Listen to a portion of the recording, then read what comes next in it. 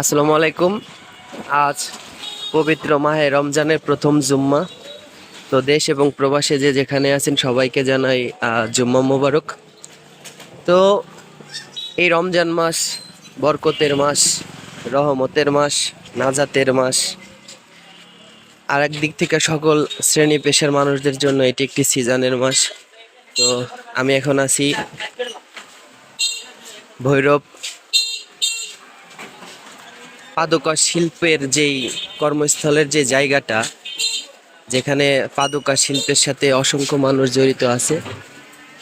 লালু কালো মার্কেট বলে অনেকে চিনে আর কি। তো সেই মার্কেট এবং হাজি মার্কেটের মাঝখানে যে রাস্তা আছে, সেই রাস্তাতে আমি আছি। মেটেলসের দোকান, অসংখ্য মেটেলসের দোকান এখানে আছে। আজকে জুম্মার দিন। তো আপনারা জানেন যে আমাদের ভৈরব কিন্তু পাদুকা শিল্পের জন্য বিখ্যাত, বিশেষ করে জুতার জন্য অনেক বিখ্যাত। তো এই জুতার সিজন হচ্ছে আপনার এই রমজান মাস। এই রমজান মাসে কিন্তু যে কোনো ধরনের ব্যবসায় আল্লাহর রহমত অনেক ভালো হয়। আমিও যেহেতু একজন জুতার শ্রমিক, আমিও কাজ করি। তো আজকে আপনাদেরকে আমি যতটুকু পারি দেখানোর চেষ্টা করছি যে যে সকল মেটেলসের ভাই ব্রাদাররা আছেন, ব্যবসায়িক ভাইরা আছেন, তারা কিন্তু লক্ষ লক্ষ টাকার মাল কিন্তু তারা তুলেছেন একটা মাসের জন্য, যাতে এই মাসটা তারা অনেক সুন্দরভাবে ব্যবসা করতে পারে এবং লাভবান হতে পারে।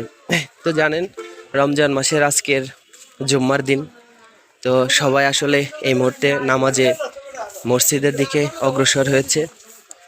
তো আমি আসলে ভিডিওটা যেভাবে করতে চাইছিলাম বা যেই কথাগুলো বলতে যাচ্ছিলাম, সেই কথাগুলো আসলে আমি আপনাদেরকে আসলে বলতে পারলাম না, বা ওরকমভাবে আমি উপস্থাপনা করতে পারি নাই। ঠিক আছে, তো এই জন্য দুঃখিত। তো আমার সামনে দেখতে পাচ্ছেন হাজি বশির প্লাজা এবং আজিজ সুপার মার্কেট। তো এই দুইটা জুতার মার্কেট, এবং ওই পাশে হচ্ছে আপনার হাজি মার্কেট। তো ভৈরব হচ্ছে একটি জুতার জগৎ। এখানকার প্রায় 70% মানুষ জুতার শিল্পের সাথে জড়িত। তো এই ভৈরবের জুতা কিন্তু বিভিন্ন দেশের, মানে বাংলাদেশের বিভিন্ন অঞ্চলে তারা সাপ্লাই দিয়ে থাকে। তো যাই হোক, আজকে আমি আপনাদেরকে যতটুকু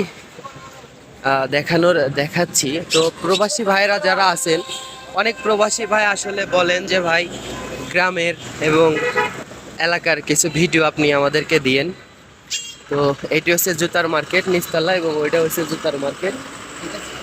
তো গ্রামের ভাই ব্রাদাররা বলেন আর কি যে অনেক গ্রামের যে সমস্ত জায়গায় আমরা শৈশব কৈশব কাটাইছি, ওই ধরনের জায়গার ভিডিও দেওয়ার জন্য আসলে ওরকম সুযোগ হয় না, কাজে কামে ব্যস্ত থাকি, যার কারণে ভিডিও টিডিও দিতে পারি না। ঠিক আছে, তো আমি এখন আছি হাজি আসমত সরকারি কলেজের যেই মসজিদ আছে, সেই মসজিদে যাচ্ছি নামাজ পড়তে।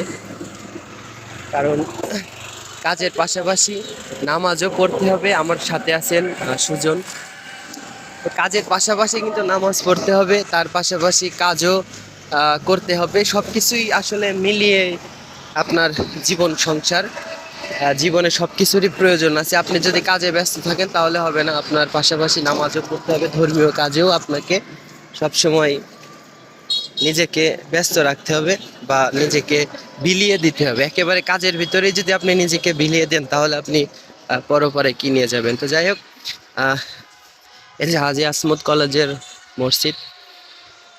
তো সবাই সুস্থ থাকবেন, ভালো থাকবেন। আর এই ভিডিওটি কেমন লাগলো সবাই কমেন্ট বক্সে জানাবেন। আর আমার জন্য সবাই দোয়া করবেন। আর আল্লাহ যেন সবাইকে 30টা রোজা রাখার তৌফিক দান করুক, আমিন।